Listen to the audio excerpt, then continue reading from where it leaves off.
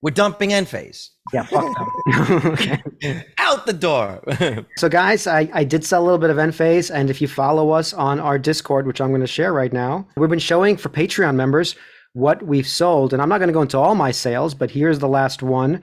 And the last one was 35 shares, and I took around $10,000 into my pocket. And you know what? This is hard-earned money. I don't care what anybody says, because nobody believed in me. All right.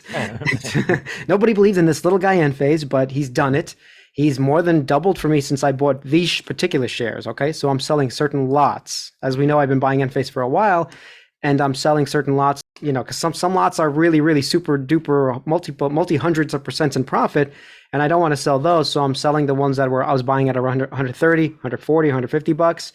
So it's and just still, to be clear, yeah. You're doing that to limit your capital gain. Well, there is capital gains to limit. You're saying to limit my capital gains? Limit it, right? Because you're not selling the positions that were way up. Yeah, exactly. I'm limiting my capital gains. And if there are some bad stocks at the end of the year that I don't want to keep, and look, there's plenty of bad stocks, Enphase is not one of them, that I can sell those, offset my profits on this, which is basically a double. I roughly have a double on some of these shares, or most of these shares.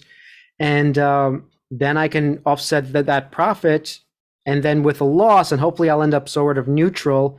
And if I want to buy that bad stock that I sold within 30 days later, I can still do that. So we're not tax accountants. You guys got to go speak to your own people. But just so you know, if you're on our Patreon and you're on our Discord, which is free, but the Patreon has some channels for it for only Patreon members, that you can see some of these sells and buys that we have. And if you followed me in Enphase, you're a happy camper right now, right? Oh, absolutely. Right, guys, before we go any further, please hit like if you haven't already, hit subscribe, and hit the notification bell so you're notified when we release a new video. And join our Discord if you haven't already. Join the conversation. I mean, I sold some too.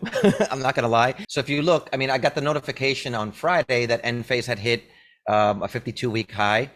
And whenever you're sitting on a lot of profit in a stock and it hits a 52-week high, it's always a good idea to take some off the table. I think this is something that we learned during the bull run of 2020 through 2021, is that we just didn't take enough profit. And I think this is us trying to, or at least me, trying to be better about my exit points as I try to be on the entry points. So yeah, I like you was buying somewhere around here in the 130s. And I mean, it essentially went parabolic, and it didn't go parabolic. It wasn't necessarily because of earnings. It was a macro environment thing where the government spoke again about what is it, the EV tax credit. Again, basically just in the news, solar, clean energy was back in the news in a positive way, and the stock shot up. So, I mean, could it stay there? Could it go even higher? Yes. But I mean, again, if we're sitting in this much profit, there's a good likelihood that there's going to be some sort of pullback. And when it comes back, even if it comes back down to around these levels, 200, when it comes back down to the $200 range,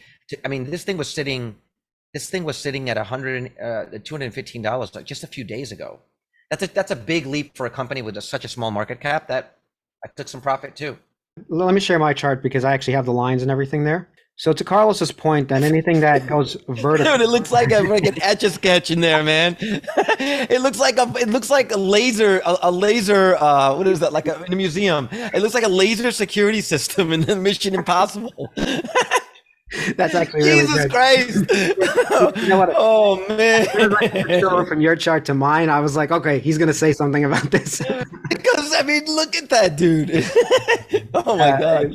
So if you like what we're doing here, please consider becoming a Patreon member. We have 3 levels: the fan, the super fan, and the make it rain super fan. There's different exclusive perks for each of the levels, and all of which have access to the free Discord. $4.99, $9.99, or $20 a month. Either way, you'll either be getting us a cup of coffee, or you'll be helping us buy some gas. But even though we only have EVs, you get what we're saying. Anyway, we do appreciate it. We now have 15 patrons, which is 15 more than we ever thought we'd have. We really appreciate the support. And now back to the video. I've been tracking Enphase for a long time, and obviously the big giveaway that it was going to make a run was because it sort of broke and held. You still see the downtrend I have here? Yeah. It broke up and held it. And I did buy some, but I should have obviously gone higher knowing that it broke above this trend. But once again, we're always waiting for some sort of magical number to go a little lower, maybe fail the trend. We're never getting as much as we want. So that always happens. But now it's like you said, it basically shot straight up. And I think it only took— It went parabolic, man. It went parabolic. Yes. So when things do that, look, they tend to pull back. But even if it doesn't, because now there's a chance, there's so much momentum, and there was good earnings, by the way. So the stock has Yeah. massively good earnings. Okay. Immediately after earnings, massive push beyond 215, 220, which was the resistance before. And I even have it here, by the way. So I I'm think sure you do. look, I'm sure I you can do. zoom in just to be clear about this, but earnings is what set this off. And there's even a gap. You see, there was a gap up right here. So yes, there's a gap from this date to here strictly because of earnings. This was on the That 26th. I remember hearing something in the news. I don't know if it was about the EV tax credit coming back or extra incentives for solar, whatever it was. Yeah, This was a cacophony of things coming together. Usually they're bad catalysts, but right. this was like a bunch of great things coming together, and you saw the reaction in the stock. And so look, even if you don't want to take profit, other people that are sitting on profit are probably going to. And this is one of the reasons why I decided to take some profit off the table, because there's going to be some sort of pullback. Now, look, we could be wrong. This thing could, like you said, shoot up. Because if I'm looking at your chart right, those red lines are the new channel that it's in, Yes. and that So at exactly. $400, right? So it's like it could shoot up to that, but Yeah. I don't need to stick around for that right now. So $300 is a great price. 280, $290 is a good time to take some profits. And that's why I took Yeah, even profits today, the 35 shares. And I sold before. If you follow us on Patreon, you'll see what my actual sales of Enphase. yeah. But look, it can run up just because the momentum is so high right now. If it crosses this in any meaningful way, the 285, 86, and it went up Mhm. today to 290, by the way, but it didn't hold. So I don't count that as like it pushed through and stayed. So we haven't done that yet. But Mhm. look at this. I mean, within a week or a week or two, if this wants to run to 370, technically it would still be in this red channel. It's kind of amazing. What Uh, would the market cap be at 363? Right now, the market cap is $39 billion. If we're talking about another $100 to this is basically another third. So you're talking about another $20 billion. We're talking about $60 billion in market That's cap. that's And serious. look, it's still a mid cap company, which can push up that high, even just on momentum. It can do this. This is not a $1 trillion company. Remember, like for Tesla to Right. go to 2 trillion, that's going to be hard. For That's a lot Enphase of to go money. to 60 Right. billion, extremely possible. Just It's need not. Warren Buffett to Well, buy it. anybody who makes any big buy, it'll just push Yeah. it up. The point of this episode is that why did I take profit? Why did you take profit? Because look, anything that goes vertical, I personally don't like anymore, especially okay So after you're not 20. going to buy, right? At that point, you're not buying anymore. I am not So buying any stock right now in terms of Enphase. Absolutely not. yeah, yeah. And I took a bit of profit, like I said, because look, I want to get paid back by the market for my shares. So what I'm trying to do is, at around this price and maybe up to 300, I want to take basically my cash out of Enphase. Right. As soon as I get it out, then what Enphase does for the future, great. Like if it ends up skyrocketing, like I think in the future to $1,000, $2,000 a share, then look at this. I still have shares. I haven't sold everything. Okay. Just to be clear, what Vitaly means is he's trying to take out his initial invested amount. So once he pulls out his invested amount, the shares that he's got left were essentially given to him. They were a gift from the market. And then he can go and redeploy the same money that he invested into something else. Very, very similar to like buying a house and then pulling out your initial investment a few years later when you refi and buying another property. Essentially just using the same money. Another thing that was interesting when on Friday, when I looked at it, was the RSI was through the roof. And if you look at Enphase historically, when the RSI gets above, what is that? I was looking at that. I'm like, the RSI is through the roof. The share price is 52-week high in the middle of this market. Yes, they had good earnings, but there was also some positive catalyst in the macro news. This is probably going to pull back. And if you look at Enphase, Well, when it hits hold those on, lines, hold on. Before you leave the RSI, let's just connect the dots here. This is the previous RSI at around 80, pulled back. Hit 80, pulled back. pull back. Didn't quite make it here, pulled back. We are approaching 80, so is it a good time to take a little off the table if you need the cash for other things? Which I do. I'm buying a Model Y. I deserve it. Okay. So Yeah. I've waited the 2 years in Enphase being patient, and now I want some of the benefits of investing in the stock market, right? Which is buying nice cars. Let's face it. And if you look back at the previous time, if you're saying to yourself, well, why would you sell it if the stock usually tanks after it hits 80? The very last one, it didn't quite get there. The one in and around right there, it didn't quite get there. So if you were waiting for that RSI of 80 exactly, saying I've got to, like you said, when you're looking on your way out, you're looking for specific numbers. You try to be real specific with it. You would have had to wait from April all the way to now for it to revisit the the same RSI level. So yes, again, personally, I'm trying to be better about taking profits when they're there and available, and not being so strict with like my exact price. I too have expenses. I have things that I want to pay for and cover. And it was just a perfect storm of things happening at the right time. So it just felt like it was the right time. It still felt really weird selling. I mean, it's just not something that I like to do. I want to talk more about the chart, but go on this topic where it is not easy to sell. And I think a lot of people have this problem, that it's not like we're experts at selling. We're terrible at it, because February 2021, we should have cleared our whole portfolio out and just been in cash, basically, right? Oh yeah, I mean, had I have liquidated the crypto and or some of the Tesla position, my entire life would be different right now. But I think it's just something that I needed to feel that. I needed to feel that it really is an emotional thing, investing, and I think selling is not something that you get much practice on, because theoretically the stocks that you're buying now, you're buying them long term. The person that you are when you buy the stock is very different from the person that you're going to be when you sell the stock, if you're buying stuff long term. So your life changes, things changes, your needs change, right? And so, or your financial situation could change. And so for me, because I bought these stocks so long ago, you also get used to seeing them in your portfolio, right? And it's not something that you feel comfortable taking it out. You're used to your portfolio value being a certain amount or within a certain range. Now suddenly you're going to pull some money out. It's a real emotional thing, and I have to be better at that, because I've definitely left a lot of money on the table. I still have the positions, but it could be a long time before they get back to those numbers, if ever. There's some of these stocks that we bought in the middle of this, some of these SPACs that we've got from We're never coming back. 2021. They might never come back. And so there's a point where you're going to have to eat that loss. And at that point, it just becomes about tax loss harvesting, not so much about taking profit. So this was something where a bunch of things came together at the right time. And I also did have a need to have a little injection of cash. And so went ahead and sold some Enphase. And I would say it was really hard up to the moment that you hit the button. And then once you do, you're like, okay, it's done. It's done. Now let's move on to the next thing. And so we'll definitely be looking to make that money work for me and then redeploy it somewhere else. Yeah, I want to be serious about basically why I sold. So I'm still a bull on Enphase. I still believe that the long term of this company is massive, that this is a $300 billion company in the making. And some of the people on our Discord think it's a $1 trillion company. Whatever. I think it's a $300 billion company. Could be. It could be. But I have my exit strategy happening basically as it hits those higher numbers. I wasn't planning to sell this soon, but I also had other numbers in mind that if it runs up real fast and it hits like 280 plus, its all-time high, that I would end up taking some profit. Because let's face it, it matters how something gets to where it's going, right? Definitely. So if Enphase decides to go straight to 5,600, I'm not keeping a share. Okay. Right. Like tomorrow, if it hits it's all gone. Okay. Yeah. But if it takes its time over the next decade and it hits 1,000, 1,500, I am keeping a lot of shares, because I think that's the trajectory of slow build over time. But the run up to basically $300 within a week, it seems, even if it's worth it in a year, that's where it should be, it's not worth it today.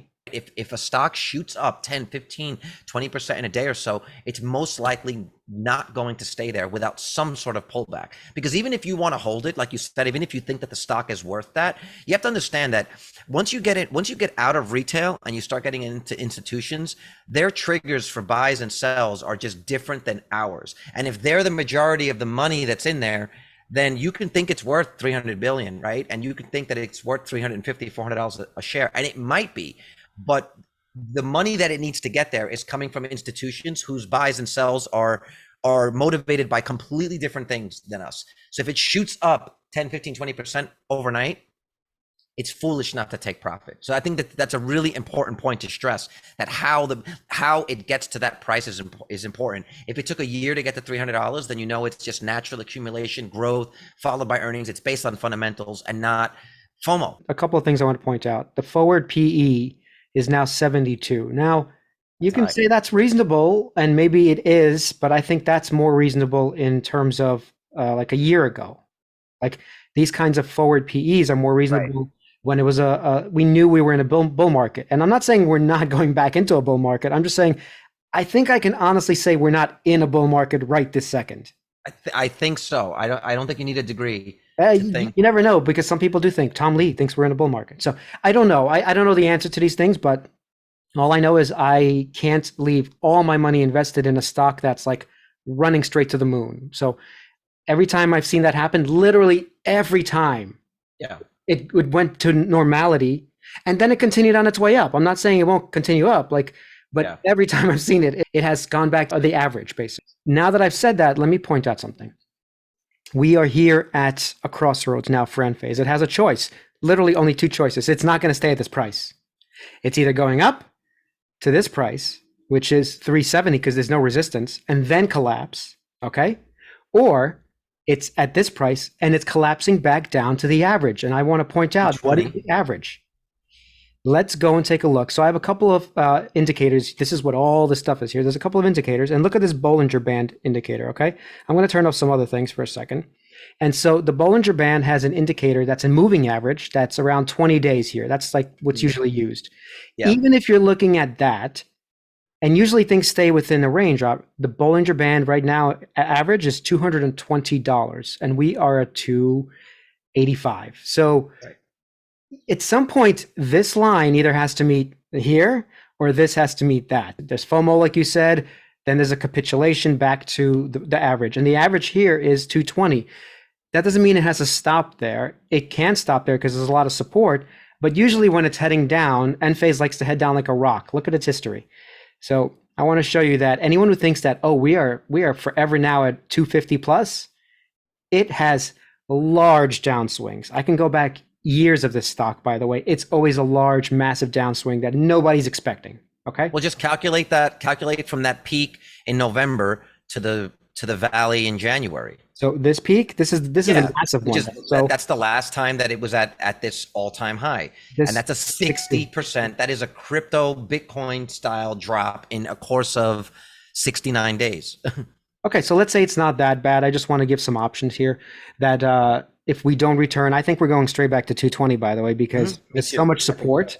Yeah, I think so, that I would actually buy some back in at 220, and if it collapses further, which I think is very possible, I would obviously buy some more, because now I've taken some profits and I have some cash and I can use it for vacations, or I can use it to buy more Enphase if it actually goes down. Under 200, yeah. Yeah, more under 200, definitely. I still think in the 220s and plus, it is overvalued for the current day. That's all I'm saying. So, okay, so now let's look at other drops. Here's a drop. The last time, and at as low as it got was actually over here. This was a 41% drop, and this was a minor drop. Okay, so I think it tripped. So even if we were to come down to 220 from here, let's see what that would be. That would be roughly a 25% max, like a 22%. What's a 40% drop from there? A 40% drop would be, let's see, what would happen? That would be right here. And right, what's a 60% drop from there? One more. We'll do one more for Carlos.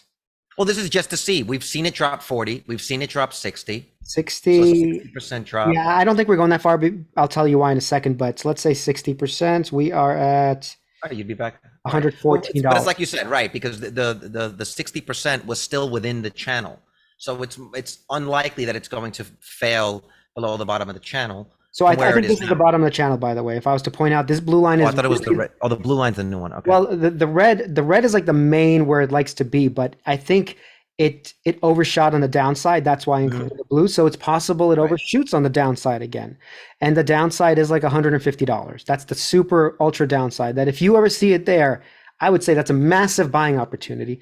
And remember in our other videos, I just want to point this out because if anyone who follows Enphase for couple of years, 6 years, basically, anytime it's under the 200 day, let me point out these things now. I'm going to turn this off.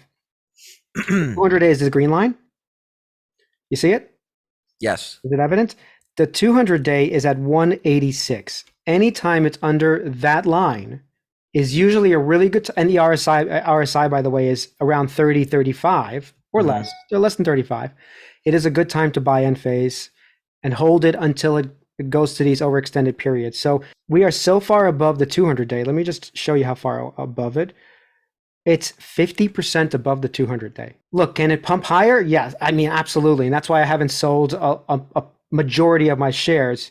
But not to take profits for things that I'm doing in life is, I think, irresponsible. I'll just say it outright. I think it's totally irresponsible. And that's why I've taken profits, because I didn't want to be irresponsible like I was last year, basically. Yeah. Well, the other thing is there are stocks that you would do that with, like some of your dividend stocks. Those are the stocks that you're just going to buy and hold because holding them is the value, right? But a stock like Enphase, as a growth company, when it does show you, when it has a growth spurt, you're supposed to take profit. That's the point of buying these growth stocks, that you can capitalize on this volatility and these insane jumps in price on positive catalysts like earnings or like industry-wide news. So yes, it's how you're supposed to trade these stocks. Right. Our final thoughts would be sell Enphase, which is like something we never say. Sell Enphase. That's the final thoughts. Yeah, I'm not selling everything, just to be clear, because I am still the bull. But like I said, not to take any profits would be irresponsible. And also, I do have expenses that I care about besides cars and all that, that I do want to live my life and do other things besides look at my stock portfolio. And I know it sounds crazy. I think as we get older, we find other things more important than just our stock portfolio. Right, like buying Freelancer Finance merch. Exactly. So buy our shirt, hit like and subscribe, and see you on the next one. And see you on the Discord.